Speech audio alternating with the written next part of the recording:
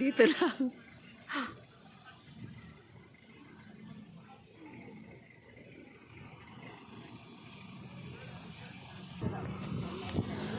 Buti ngayon may ano na eh.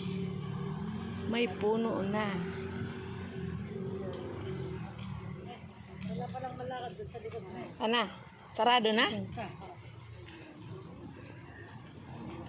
Kaya tatag, pag marigatang pa sa manlawang ko. Dito ako dadaan, baba. Galapad ka dito. Oo, bababa, lapa. Oh, yeah.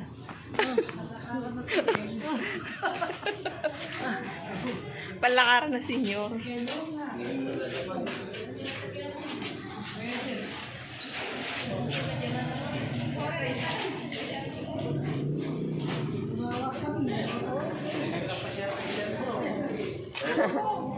Oh, ang kami.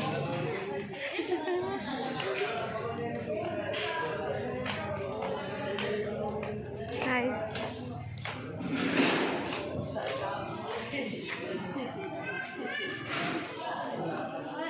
Ah. Oo. May ano na pala oh, may mangga.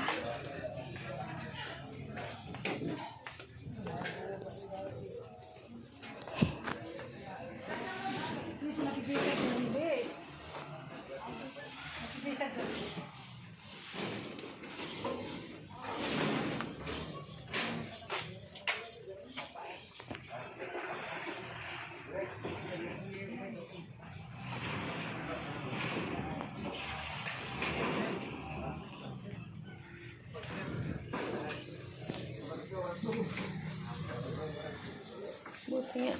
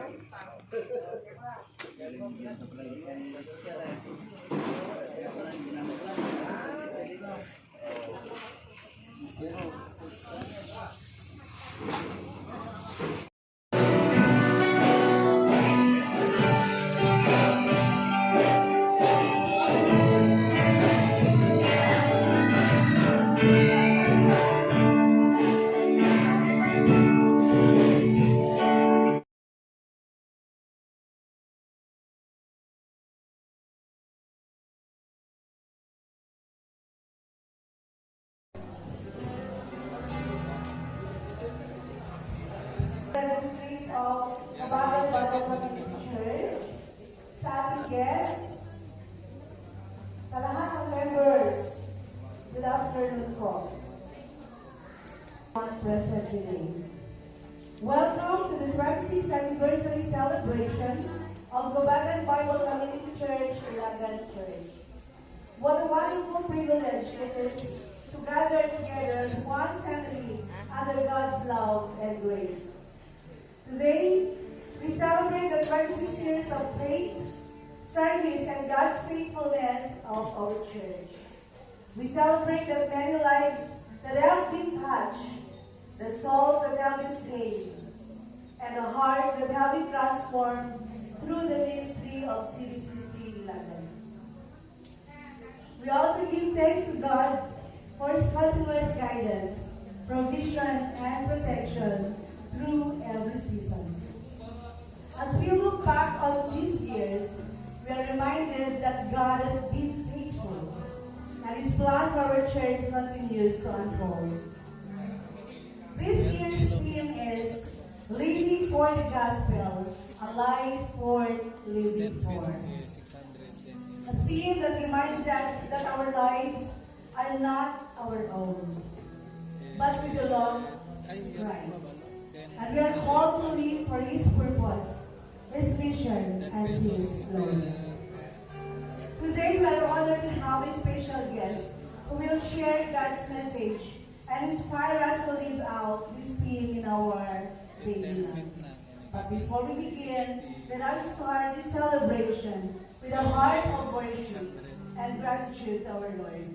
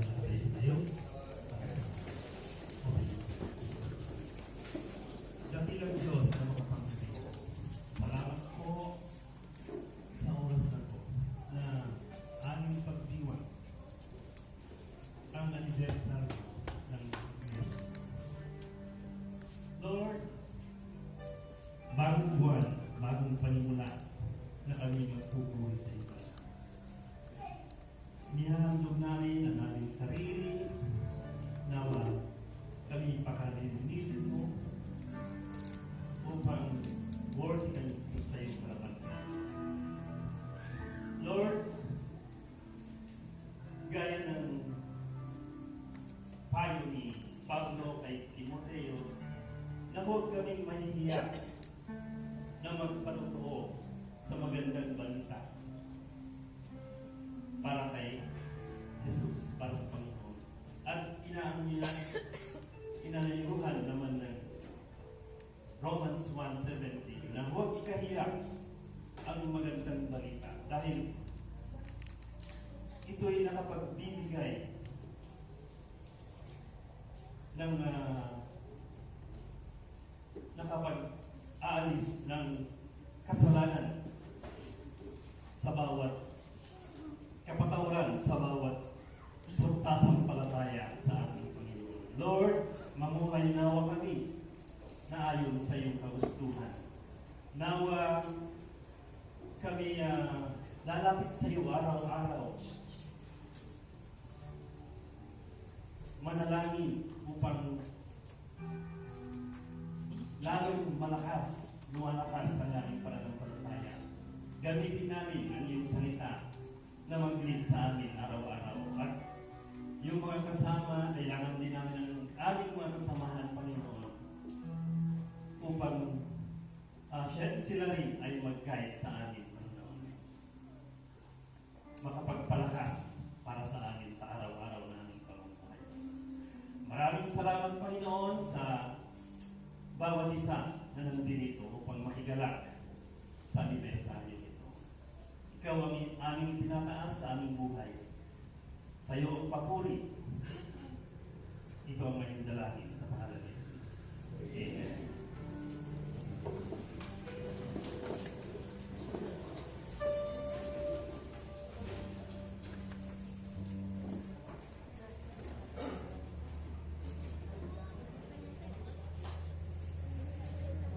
Tayo po ay muling tumayo as we read the scripture from Psalm chapter 34 verses 1 to 10. Sabi dito sa Psalm 34 verse 1, I will bless the Lord at all times. His praise shall continually be in my mouth. My soul shall make its boast in the Lord. The humble shall hear of it and be glad. Oh, magnify the Lord with me, and let us exalt his name together. I sought the Lord, and he heard me, and delivered me from all my fears. They looked at him, and were radiant, and their faces were not ashamed. This poor man cried out, and the Lord heard him, and saved him out of all his troubles. The angel of the Lord encamps all around those who fear him, and deliver them. All things and see that the Lord is good. Blessed is the man who trusts in him. Oh, fear the Lord, you his saints. There is no one to those who fear him. The young lion lack and suffer hunger, but those who seek the Lord shall not lack any good thing. This is the word of the Lord.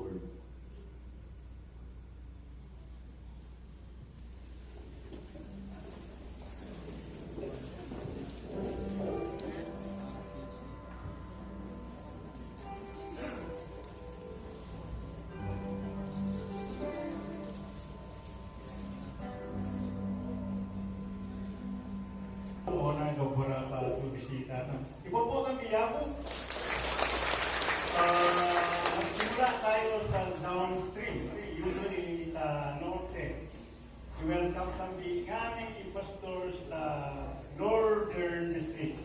Kuya naman natin, yung ano. Kaya ito kasi medyo, ang telescope ko rin, magkakakuha naman isa-isa ira. Ay, umitan ka panatuwa na bilang sa eastern district. Kaya naman natin, kaya the pastor, awag to, ay di na pagkakarita, Sierra Madre, itik at Western District 1, kasi Pastor Rocky. Okay, siguro na magiging na Pastor Rocky? Okay, wala problema. Remember mo ba, talaga matindi yung partner ng bayan na Southern District? Western District 2, rason ko, kapadayawan tayo, nangibuluto tayo tayo tao naman taga Western si Pastor Mike, si Reverend Mike Picado. Kung po tayo, Western District 2. At tao nila, baro, ha? Sa tatay. Ikaw na. O siyempre, kasi QT. The next ay, siyempre, Central District Labi. Ay dito sa Central District, ay ganing Pastor Friend, ganing tayo si Pastor Dominic, ay si Pastor Roger, yari istorya na yung 3 points pa sa nangyayari. Uli, the next ay, siyempre, wala yung Southern District Labi. Southern District, kasi Southern District 1 and 2, at din na wala ito. At din na kay Southern District 1 and 2. Ano siyempre, inagapanan na si CBCC Ilagan. Tinibisyon, si CBCC Ilagan, ay kakang CBCC Ilagan, extension ng Kawagan Bible Community Church natin. Ipopotan ni ibong General Manager sa Panginoon Bishop Jaime P. Ginay. Extension na CBCC. Siyempre, ang magtuloy nga pananay ng Pilipinas, kawal tayo karamaki first. Baka 120 lang, dahil yung Pastor Pini. Mga sabi niya din. Siyempre, kawagan na. The Thunders to ikaw ni awan ni Pastor Noe, pero kay Pastor Alex, na yan sa kakalawang ilokon lang kami ng doon. Pastor mo po si Brian Noel Baro. So, bro mo po si Pastor Alex. Siguro malabo na mata. So, namin ay gataw ta CBCC Ilagan. Nagkapuman si daw ay namin ay welcome. Palabalo kami, we thank God for you are here to celebrate the faithfulness and the goodness of God sa CBCC Ilagan. Kuwatan nga niyo, kuwatan namin. Pati kalamang verse, kuwatan nila kalamang verse. Amen. Ayaw iyaw. Ay siyempre, lukat naman po yan ang naalala na na-fool. Siyempre, yan nakayat ko wagitan kapamurok ang napaserbi ay papotan di CCFC na Panginoon ni Pastor Mike Aquino. Ang siyempre mga subo na guwa patatawa na yan guwa kumain natin si Gandra Salvi. So yan naman ako muna kaya sa later na. So no masaya mo sa mga kay tanto marayo ang Diyos. Marayo ang Diyos. Glory to God. Ipapokin natin.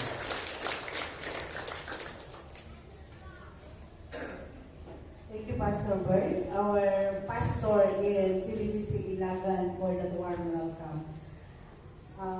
Aruin nitang ay Aruin aming talent na. Ay kadal ko nagkakalitalent ang katami tutu. Dapat ka mo sa tag na pedayo at iyafu. Sa pampol, ipampo at ang music ministry na CBCC Ilagan for a special number. Bilang siyempre ng ating pastor.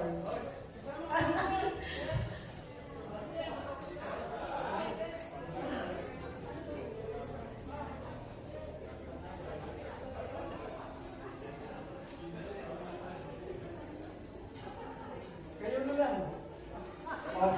At dahil mapagbigay ako, sabi ko, huwag niyo na ako isama dyan. Pero nag-practice kami. Pero nung narinig ko ang kanilang practice ang version nila, parang masasapawan ang version ko. Kaya sila na lang, welcome natin na next time na lang yun, next year.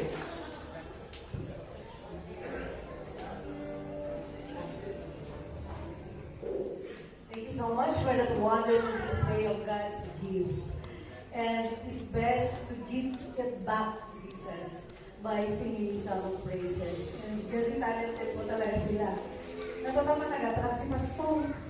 Equally pa ba ito magaling? Baka mag-boses na. Okay, the next person who will be talking in front is someone who is known to be well-knowing, okay, of the guest speaker today. Nga amuna kilala na tumapya in personal, in professional, and spiritual life na guest tam sa kami. So, without much ado, I give you Pastor Gary Perez to introduce our guest speaker for today.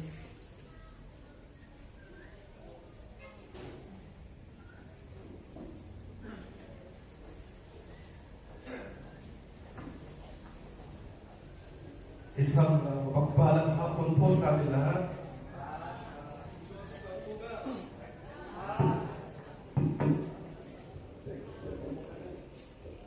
Isa pong malaking at dakilang pribileyo sa akin na ibinigay sa akin ang pagkakataon upang introduce ang ating guest speaker.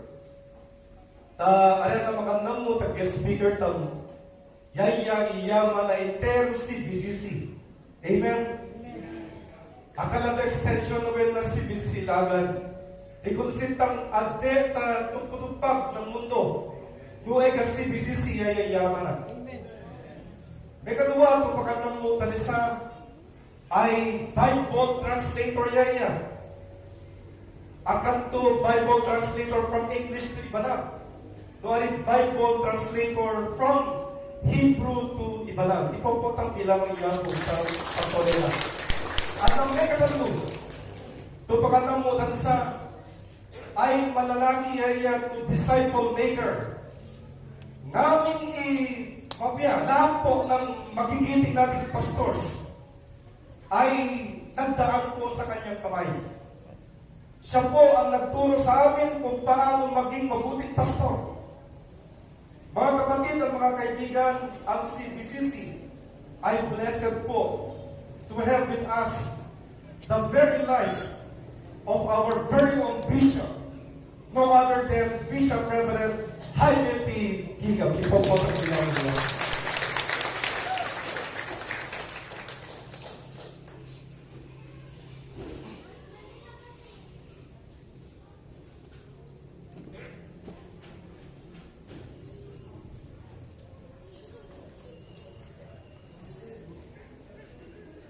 Alright, magandang hapon po sa ating lahat.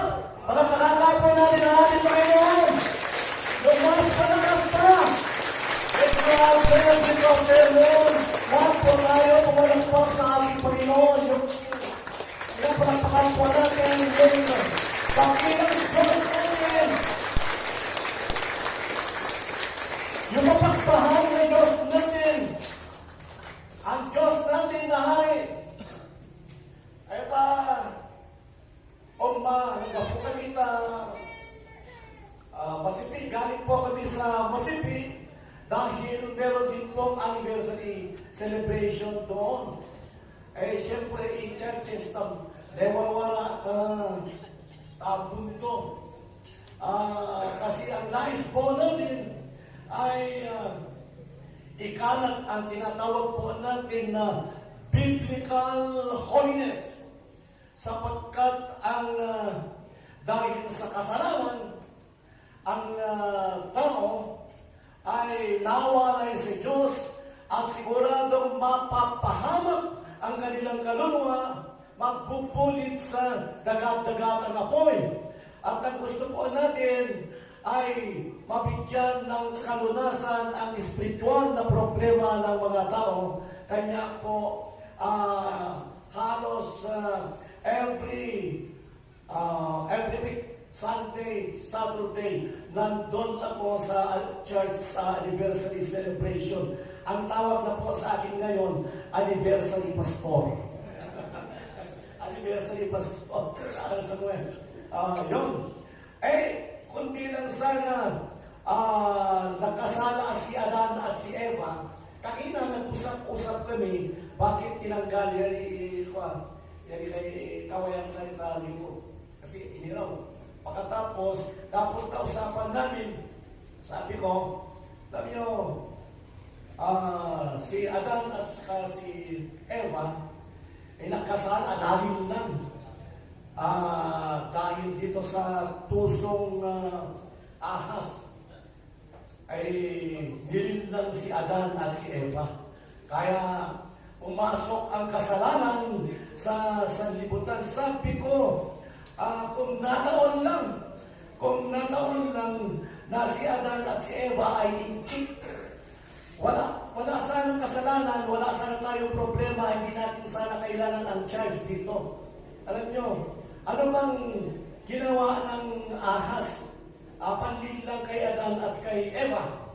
Sabi, pwedeng kumain sa bunga na nasa gitna na garden na Eden.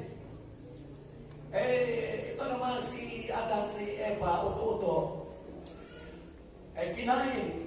Pero kung nakataon lang na injik sila, hindi ka kainin ng bunga, yung ahas ang kinain. Imbes to, bunga naman ka ng dadi, kinagkairaw, walang problema tan ako. Ngayon, dahil sa gawa ka po ng resulta ng kasalanan, kailangan po ng evangelistic work ng ating Panginoon upang yung mga yung sanlibutan na nagkaroon ng spiritual problem na tanging si Jesus lamang ang nakakasolve marunasan sa pamamagitan ng evangelistic work ng ating Panginoon. Kasta na lugar na banti ka na lamang. At ako'y natutuwa, nagagalak talaga, nakita ko yung nagsisimula na ang construction sa Nagilian. Pinagkikita sa akin ni Sister Annie yung picture na nagsimula na pati si Pastor Jules. Sabi ko, nakita ko na yan. Kasi dumaan si Pastor Alice, si Pastor Alice, dumaan doon pinakita sa akin yung picture. Kaya excited ako at sana matatapos na tababi ko project mo.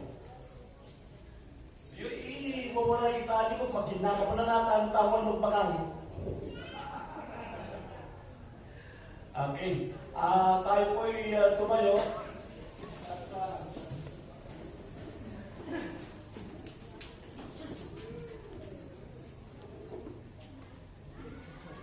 bibigyan kang iuhog na yapo na nanatating 20.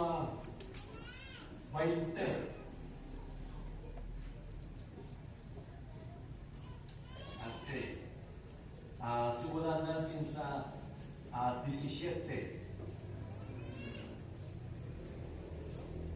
Ay nabiling si Pablo tungkol isang Abilito iman na kapila na iglesia ta Efeso.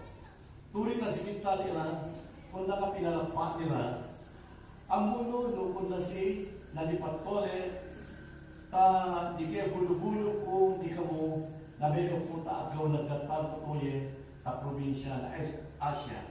Paserbi na kung natagay na alimang nayapo napakalin do nga ang nagbibigan na naluro ilulwa gapunta sigarila nga inatambak ko mega punta pagigat ko niya kang napudyo ilan. Ang mulo pa to awang to ayat ko nga kinigini ka mo to pabakapianan mo na et ko nga nilayagay niya na pinaluduli ka mo. Pagkararuban na to kolay anak takipanayan mo. Kinikita budyo anak entity na tumawat kung magbabawi na takatagaluyan na Diyos anak magulog kami kamu tayo ka mga Yesu Kristo. Ay sa moye parulatak ko ikagyan na Espiritu Santo to umay nga ta Jerusalem maski no ayak ko nga apo no anni imesi mo niya kang kali. Kaya po naman ay daan ang anani makam mo Espiritu Santo niya kang tumasigaliga ana meko ko nga taka na syudad nga ang ayak ko. Ngayon, awang ko kwenta niya kang nainamo ko, basta lang mabalik ko, itrabaho nga niyawa niya kang nangyang ko Jesus. Yaw, ipagilambuyan ko, na mabyagan yung mo, nga mayan nung taalo na Diyos. Yaw, iuwag niya po, mati-mati itong. Nakilang Diyos, kami po yung dumanapit sa inyo.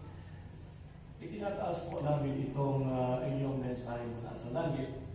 At hinihiling po namin Panginoon na gamitin po ninyo itong inyong abang lingkod na gagawin ng kapala ng iyong mga prinsipyo na nais po ninyong idampi sa puso ng bawat isa at namin po ngayon. Iyaw ikinasalmi ang ngalan ni Jesus. Amen. Gusto kong simulan itong mensahe sa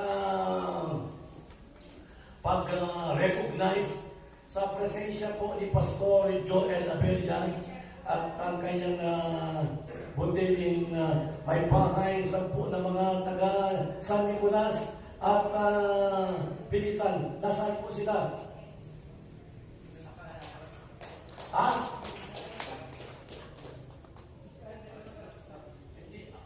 Hindi nakarating? Okay na, di ba rin? At least nakarating kayo dalawa ni Sister.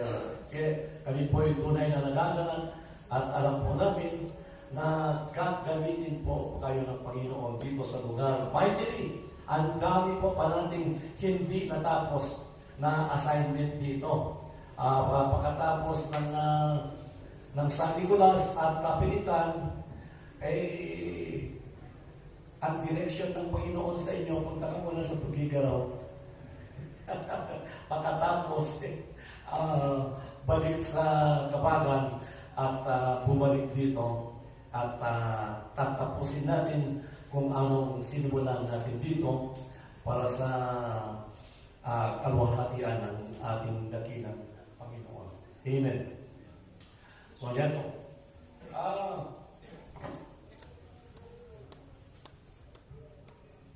Natatakot naman ako humawak sa microphone ni Pastor Bert.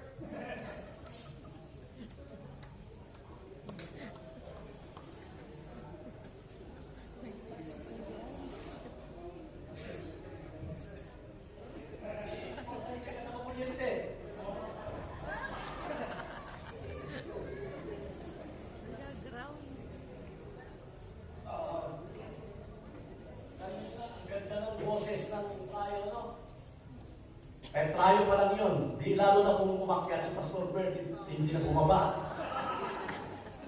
Mas pakas na wala sana na ganyan eh.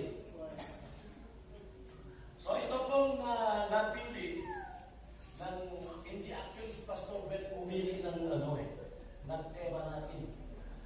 Kundi ang ating banal na Diyos. Yun ang gusto ko na nakikita po natin, nararamdaman po natin ang involvement ng ating Panginoon sa ating ministry. Kasi kahit gaano kaganda ang ministry natin sa pananaw ng tao, kung hindi po natin nararamdaman itong galaw at itong kapangyarihan ng Panginoon na sinasamahan tayo, walang kwentang gawain niya. Gusto natin na doon ang Panginoon sinasamahan, may bas-bas ang Panginoon. Ayan kung i-gusto ng true ministry. So, actually, itong tema nyo, tema din ng San Pablo, tema din ng Masipi, tema din sa parang lahat ng churches natin may pari-parehong tema.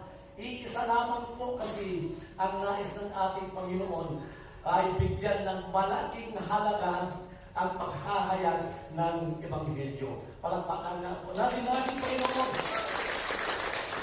At siya'y buhay na buhay. At pagtrabaho itong lugar. Ano ka? Yung taga San Pablo, taga San Jose. Ito yan taga San Jose, pinangalan ko ito. Kaya ito? Yung doon sila sa taas, sa balcony. O palakpakan na natin sila. Disciple ni Pastor Efren na manalaki ko kaming Efren. Okay, nakatog ito, pinakatog ko ito.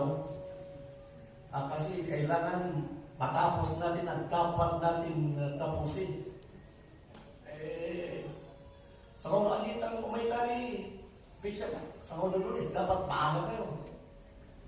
Nalit ng punti, pinay-commitment, gusto niyo sumakay sa akin, hindi pa stop, ano na lang kami. Mag-single na po kami. Ay, na-single. susundan na lang namin kayo, Pastor. O sige po, sundan. Pagdating namin dito, sana sumakay na lang kami sa iyo, Bishop. Ang tuloy naman yung mapatagpo. Ay, buti na lang pinatapos kami rin. Importante, susunod doon na kayo sumunod sa akin. Sumakay na lang kayo.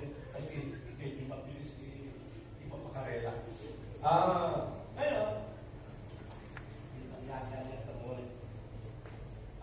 ito po ang tema natin, a life worth living for. Ayan. Ito pong life worth living for, yung buhay na may kabuluhan. Ayan. Yung buhay na may kabuluhan. Eh, bawat isa sa atin, may kanya-kanyang pananaw sa buhay na may kabuluhan. Depende sa breed mo. Depende sa exposure mo sa salita ng Panginoon. Depende actually kung sino ka. So, living for the gospel is both a biblical principle and a choice. So, yung mabuhay ka na may kabuluhan para sa Ebanghelyo, ito ay prinsipyo mula sa langit. It is a divine principle na kailangan natin piliin. So, it is a choice. It is a tough choice to make. Napaka-hirap na decision. It is challenging, but it is always right. So to choose to live your life for the gospel, it's not an easy decision to make. It's a tough decision to make, but it is the right decision to make. In fact,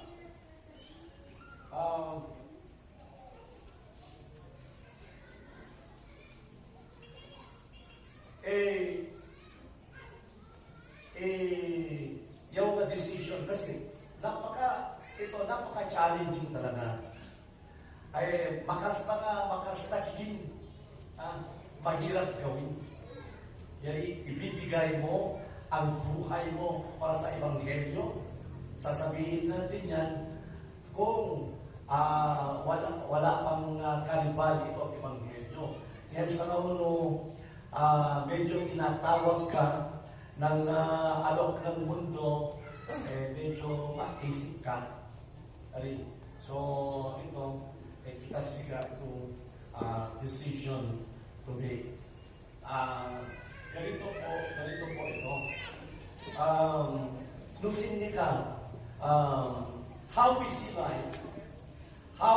life shapes our life, and how we define life determines our destiny. Kung ano ang pananaw natin sa buhay, yan ang hubog sa mga choices mo. Ang perspective po natin sa buhay influences how we spend our time, how we use our money, ang ipag-usap ta resources tam, depende ta pananatam ta buhay. Halimbawa, kung ang na-respond ko, niyuyugyog kasi ang mangga.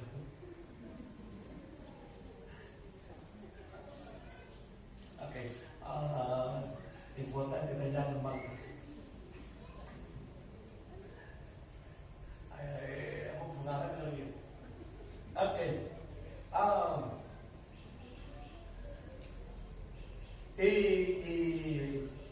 Palinatang bagay, yaya magidirekta kanitang nukun si itang spend ipatuloy. I-check mo tamo. Ngayon, napaka-importante po na magkaroon tayo ng tamang pananaw sa buhay.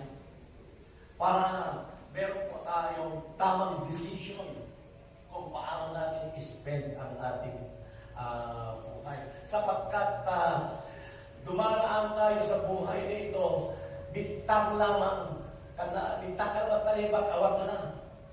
So, kailangan, pili po talaga. So, ngayon, ipananaw po na buhay, halimbawa, ang tingin mo sa buhay, if the way you see life is a party, kung ang pananaw mo sa buhay ay party, ang importante sa iyo ay fun. Ay, pagkatapos ikaw ay laging naghahanap ng happenings. Naiintindihan po natin yan. So, importante, ko, tanong mo party pa to, hindi kaya fun. Kana yung party dyan mo, kana yung magaling mo, yan kung ikaswap mo. Doon mo tinutuon na ang ipatuloy, energy, time, money. Ngayon, kung ang pananaw natin, buhay ay game. Kita na patuloy ay gayam. Importante sa atin kung ang pananaw natin sa buhay ay game. Importante sa atin ay winning. Game na winning. Pagkatapos, mapapansin mo, lagi kang nakikipag-compete. Gusto mo laging first. O yan.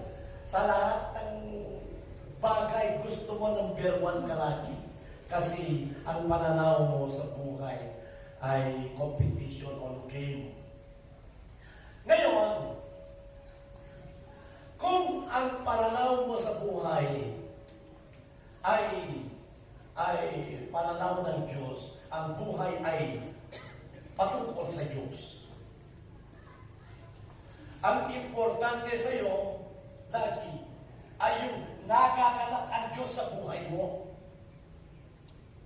At ikaw, lagi mong iniaalay ang sarili mo sa gawain ng ating Panginoon.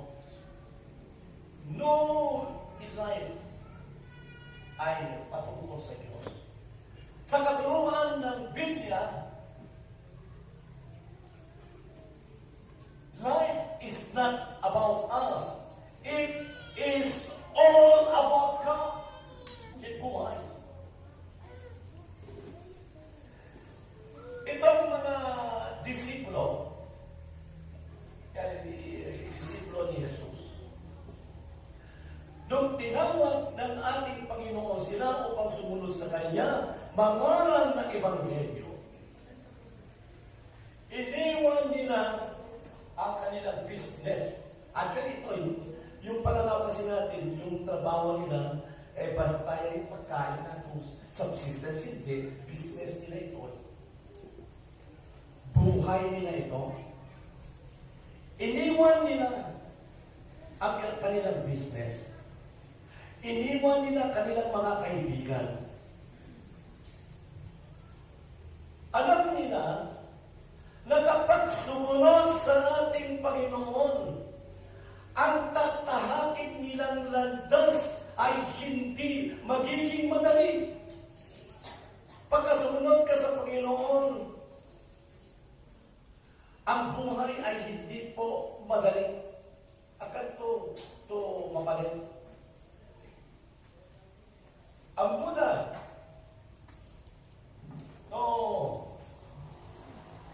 itong ginagawa nila, they might suffer.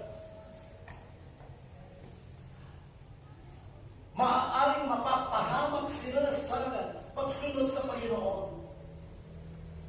Maaaring maghirap sila sa pagsunod sa Panginoon. Maaaring ikakamatay nila ang pagsunod sa Panginoon. Subalit ang katanungan, bakit itong mga disipulo, kahit alam nila na ang pagsunod nila sa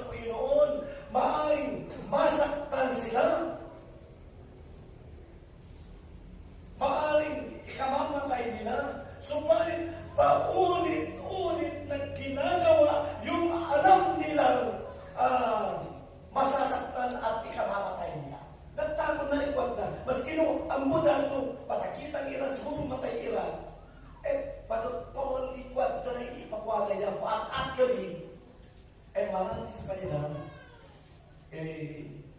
nasuffer, namatay dahil sa Ebanghelyo. Bakit nila ginawa yun?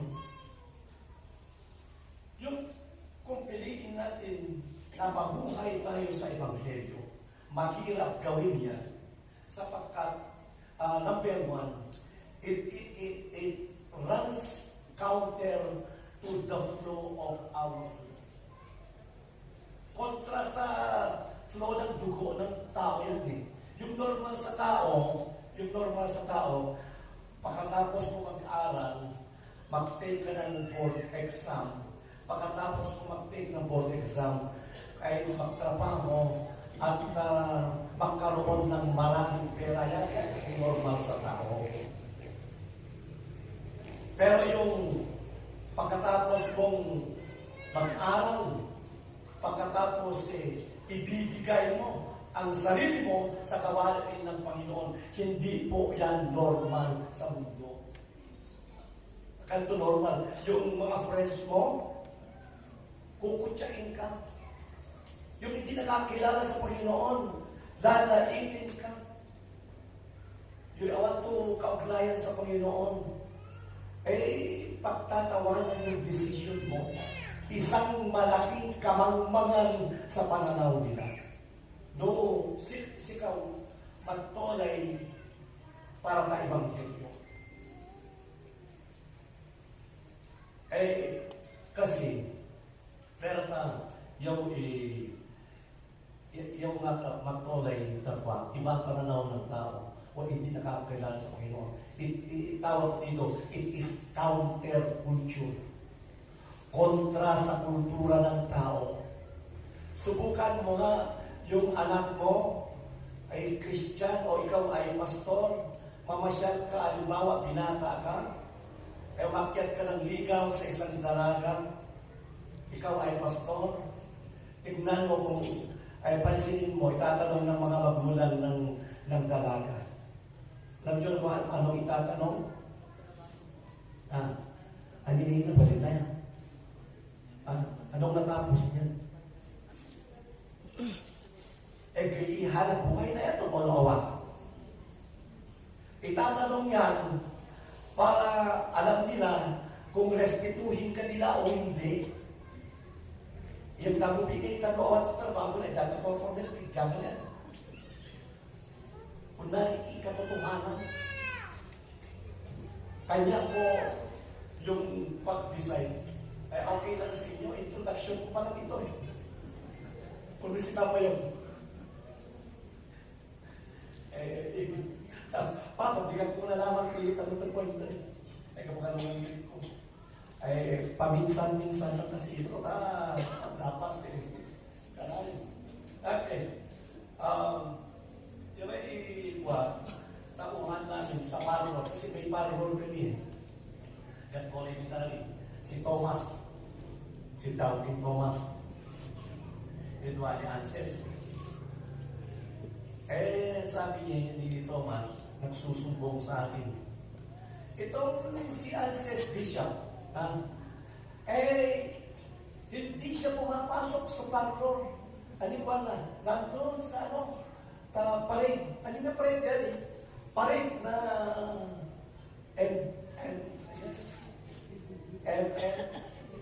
MBBC, Manuel L. Quezon Memorial Academy. So, MBBSA. Okay. Nasaan siya? Ako, pastor, nandun sa Patio Square Park. Anong ginagawa doon? Naghihintay ng parade. Naghiga-parade daw. Ano mo desimo? Hindi pumasok. Dumating si Anses. Yan na. Kung wala pa dito, Bishop, hindi papasok yan. Anses. Nakikinig mo ka ni Bishop, nakikinig mo. Nakipalit nga, parang reunion. Reunion, no? Nakipalit ka dali. Nakikinig mo, nanunggo, taloras. Kainalik po, kwanto.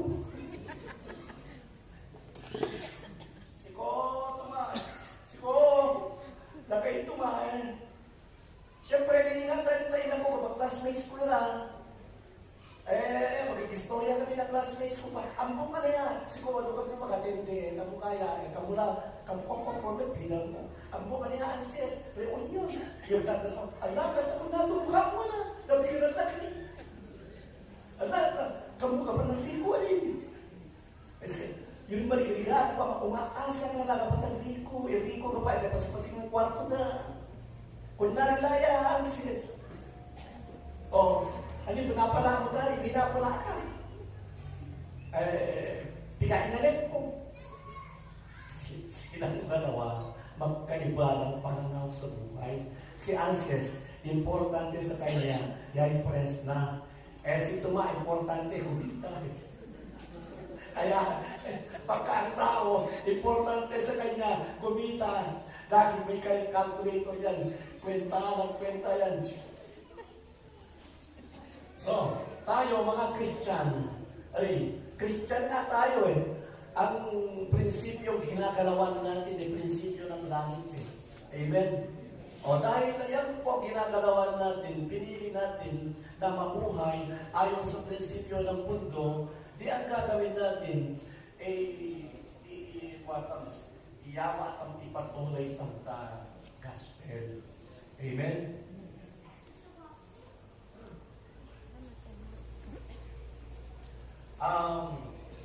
Kanina, itong binasa ko, Acts 20, 17 to 24. Pero ang nasa puso ko at kung saan ko kinuha itong text ay sa Roma 1. Romans 1:16-17. Katulad, sino ba nag-pray? Si Pastor. Si Pastor, sabi ko, yan ang teksto ko. Yan, kala-importa, parehas mo ba? Ano ba ang Roma 1:17? Alam natin yun? I am not ashamed of the gospel of Christ, for it is the power of God unto salvation to those who believe. Hindi ko ikinahihiya ang Ebanghelyo sapagkat ito ang kapangyarihan ng Diyos na magligtas sa lahat ng nananampalataya. Dari itigil na. Kasi si Apostol Pablo yawa na ipagtuloy sa Ebanghelyo. Kaya so ito po ang kanyang prinsipyo na siyempre nagkapulat tayo. A life worth living for the gospel. Number one, life worth living for the gospel, number one. Christians must not be ashamed of the gospel. Dapat po tayo mga Kristiyano, huwag ikahiya ang Ebanghelyo. Bakit po nasabi ni Apostol Pablo ito na dapat huwag po natin ikahiya ang Ebanghelyo? Dahil maraming Kristiyano ikinahihiya ang Ebanghelyo. Ay kung walang Kristiyano ikinahihiya ang Ebanghelyo, bakit pa niya sasabihin ito? Dahil alam niya, hindi lang sa hindi tayo handang ilaga, ibigay ang buhay natin sa Ebanghelyo, ikinahihiya pa ng maraming Kristiyano. At dito, sa Roma, bakit sinabi ni Apostol Pablo sa mga iglesia, sa Roma, na huwag ikahiya ang Ebanghelyo? Kasi, noong kapanahunan ni Apostol Pedro, iglesia ta Roma, may mga tumutuliksa sa mensahe ng Ebanghelyo. Ang tumutuliksa doon ay yung grupo ng Hudyo, grupo ng Griego, at yung mga barbarians din. Ang katanungan po ng mga Hudyo sa kay Apostol Pablo na ang niyayakap na ang buhay ay Ebanghelyo. Ang katanungan sa kanya, kung ang iyong tinuturo ay mapagkatiwalaan. Higit na mapagkatiwalaan kesa religion namin. At dapat kang magpakita ng kababalaghan. So, isulat ni Apostol Pablo, Jews were demanding signs. Kasi ang mga Hudyo, ang religion nila noon ay pinakasikat nung araw. Kung Hudyo ka, superior ang religion mo. Kung may religion ka na katulad ng Hudyo, ipinagmamalaki yan. Katulad ng ibang religion ngayon, pagka nag-share ka sa nila, kikita, gata, sige ni mas makasta, napayaw ko na yung religion ni. Ikaplumi, maliligo kaplumi lang. Sige mo pagulaman. May kakilala kayong taga-ganong religion. Yung pinagmamalaki ang kanilang religion.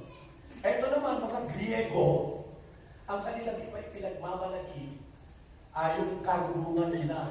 Kita-pride ni Griego. Malalaki ka science, malalaki ka philosophy, malalaki na ni Griego. Actually, ang laki ng contribution nila ng culture, Mesopotamia.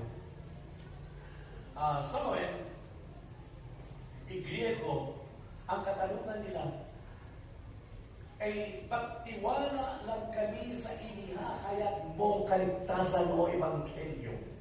Kung maipakita mo sa amin yung karunungan doon.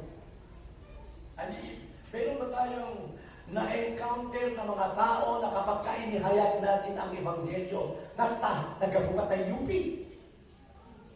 Yung talagang yuping-yupi ka.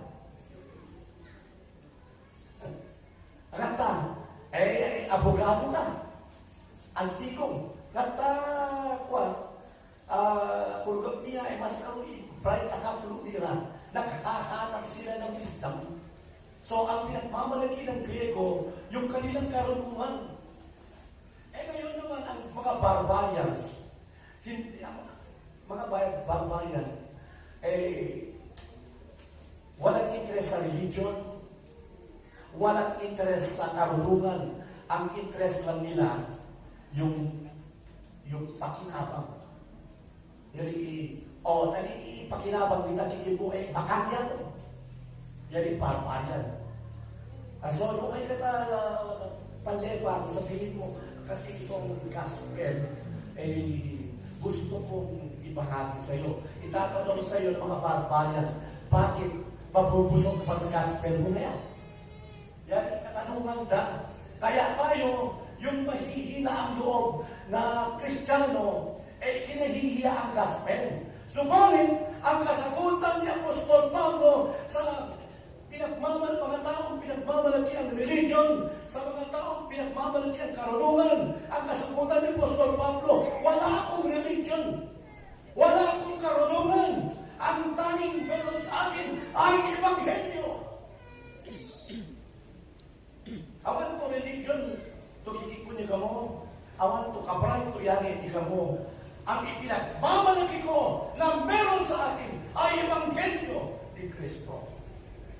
Yun po, religion, awang itantanin, karunungan, at marami sa atin dati, sabi ng Apostol Pablo, 1 Corinthians 2, iba't dito kamangmanan. Yan dahil lang sa ebanghelyo, pinaro tayo ng ating Panginoon. Yun ay ebanghelyo, huwag po natin ikahiya. Paskino ang iinatory na kuwan, sa lawag, huwag ikahiya ang ating ebanghelyo. Amen. Ikahiya mo, kamo pwede, makatory na tayo ebanghelyo. Di pasipasila mo ebanghelyo.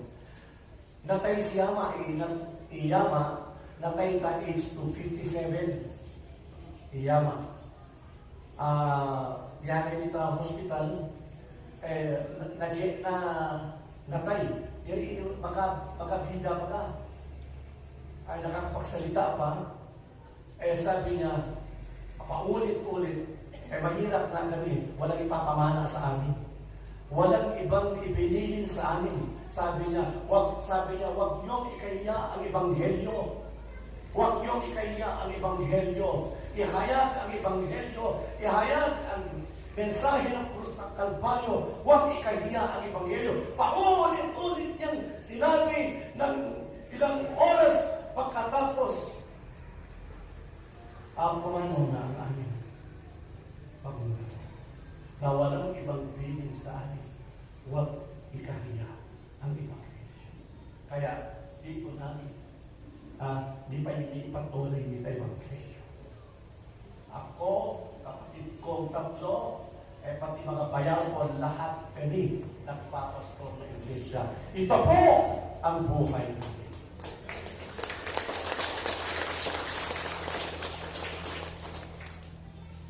Kapag ipasira ng ebanghelyo.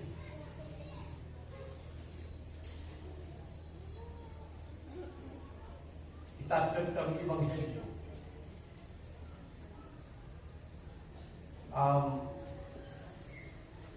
I-shortcut na. May tanda number 2. Number 2, the gospel is the power of God to save those who believe. Ang ebanghelyo, yan ay kapangyarihan ng Diyos na magligtas sa lahat po ng nananampalataya. Ang ebanghelyo po, hindi po yan basta kwentong barbero. Akan to basta istorya to naka-istorya. Istorya na onutolay. Istorya na onlugye po, hindi po.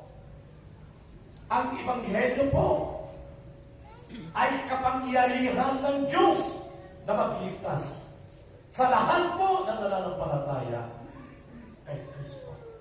Yan sabi ni Apostol, pabubuwag kaya ito ang ebanghelyo, kapangyarihan ng Diyos. Ang mga Kristiyano na namumuhay sa ebanghelyo ay ito po ang meron sa kanila, kapangyarihan ng ebanghelyo. Di po ba inanad ng mga tao kapangyarihan? Kapangyarihan ng pera. Di ba nga? Kapangyarihan ng posisyon.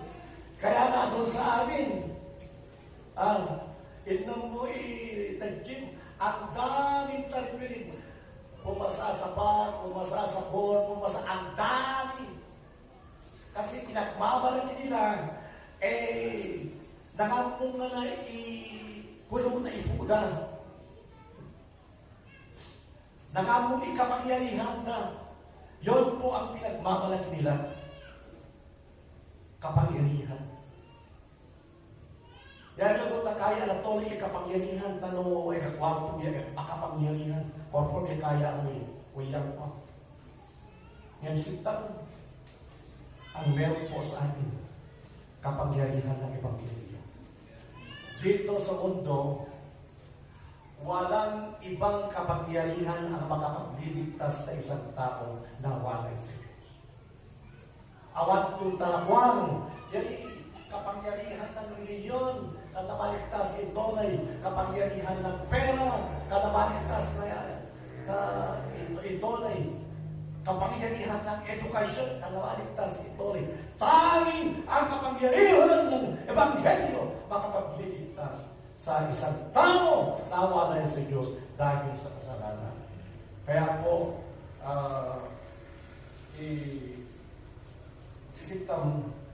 sinasabi natin, living for the gospel, a life worth living for, dahil po ang ebanghelyo ay makapangyarihan. Amen? Kaya ang kapangyarihan?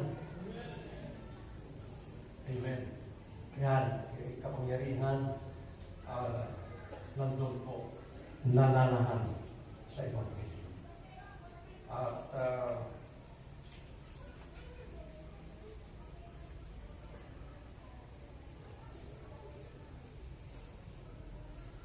ultimo ko na nga.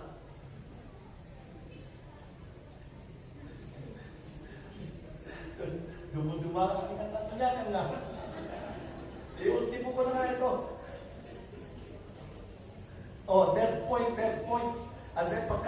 CPCC, 3-point pictures sa mga taga CPCC. Pagka nandun na sa third point, huminga ka na ng malalim. Tapos na tayo. Sige. Tapusin na natin ito. Yung pinatatlo, preaching the gospel. Preaching the gospel is the only job that has eternal significance. Bakit sisita mga Christian, ipahita mo pagtulay ng gospel? Kasi yung ipang-preach to gospel, yung lamang itrabaho na igaingan na nakibalingan na. Nga aming trabaho, kada magbayad, batok pa natin tarita libong. Alam pa ba natin yan? Maski yung trabaho mo, engineer ka, architect ka, nurse ka, malupal yan kung tayo libong. Ang taming ebanghelyo, ang may kabuluhan, eternity. Ang lagi kong pinaalala sa inyo, talakpasayan na itong mensahe, itong prinsipyo, anything that is not eternal is eternally useless. Lahat po ng bagay na hindi eternal, eternally useless yan. Walang kwenta yan. Tanananay. So baka yung buhay mo, yung energy mo, pera mo, time mo, nakatuon lahat doon sa hindi eternal. Walang kabuluhan yan. Awan pa kwenta. Bakit sinasabi po natin living for the gospel is a life worth living for? Sapagkat, pakinggan po natin ito, only the powerful gospel can alter the eternal destiny of a person. Yaw lamang i-ebanghelyo, takapangyarihan na ebanghelyo, away yan na bagong yung eternal destiny na toray. Supposed to be, lahat tayo makasalanan, mapugulit tayo sa impyerno, subalit dahil kay Jesus, dahil sa krus ng Kalbaryo, sa pamamagitan ng paghayag ng ebanghelyo, mapapago po ang eternal destiny ng tao sa kapangyarihan ng ebanghelyo. Ako po ay nagpapasalamat at yung mga luyon, dyan na luyon din ang gawin. Yan luyon na kusina, pag ginagawa mo lang lang na, hindi ko mo. Nagpapasalamat ako dahil ang mga luyon ay mukhang excited, tapat, masigasig, malingkod na Yafu Tuwete Church ka na. O yan ang palapakan natin sa iyo. Kapangyayahan ng ebanghelyo yan.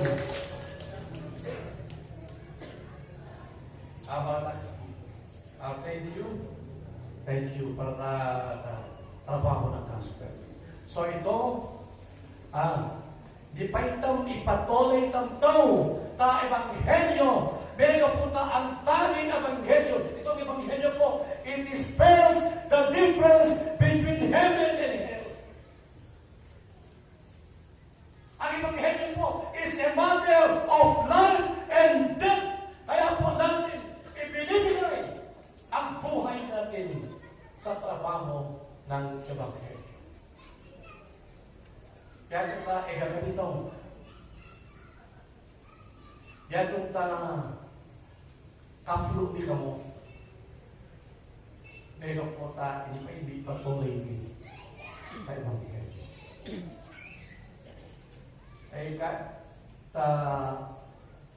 Niya ang mag-ultimo, si Pastor Romel gagamitin ko, hindi ako humingi ng permiso sa kanya. Wala naman ko sasabihin, masama patungkol kay Pastor Romel. Reunion kasi, reunion, galis ako reunion, ay yung bas ni Pastor Romel, mayayaman. Hindi bilyonaryo mga kabas ni Pastor Romel na bilyonaryo kabas ni Pastor Romel, mga bilyonaryo. So yun, pagka-reunion, magsasalita kayo, tarubang. Higit na karon, Augustin. Eh, siyempre, bilyon na kwarto na. Ay, kaya siguro ka, Ferrari na, yung kita ng taga-Koira, yung flood control project. Yun, makakabats ni Pastor Romel eh. So ngayon, tinatanong din si Pastor Romel kung anong sasabihin niya, anong meron sa kanya. Sabi ni Pastor Romel, lahat ng ipinagmamalaki niyo